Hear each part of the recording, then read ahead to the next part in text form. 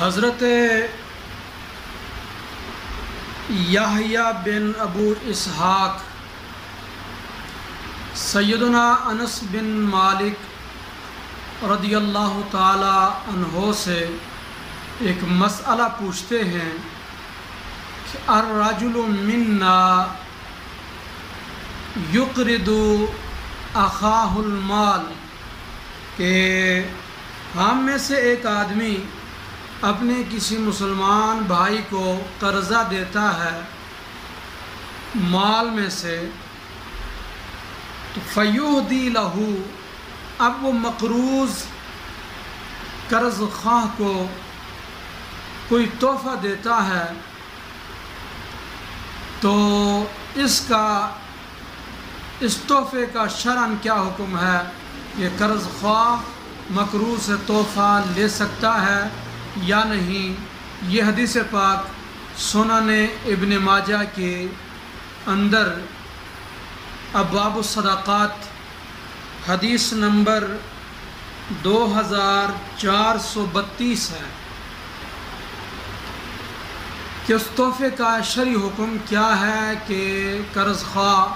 مقروض سے تحفہ لے سکتا ہے یا نہیں؟ تو حضرت انس بن مالک رضی اللہ عنہ نے فرمایا، قال رسول اللہ صلی اللہ تعالی علیہ وسلم اذا اقرض احدکم قرضا فاہدی لہ،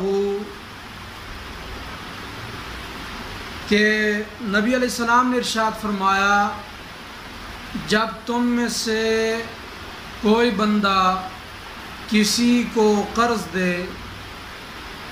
تو اس کے بعد اس قرض خواہ کو مقروض تحفہ دیتا ہے یا حملہ علی الدابۃ، مقروض قرض خواہ کو سواری پیش کرتا ہے، تو نبی کریم صلی اللہ علیہ وسلم نے ارشاد فرمایا فلا یرکبھا، تو قرض خواہ مقروض کی سواری پر سوار نہ ہو، اور ولا یقبلہ،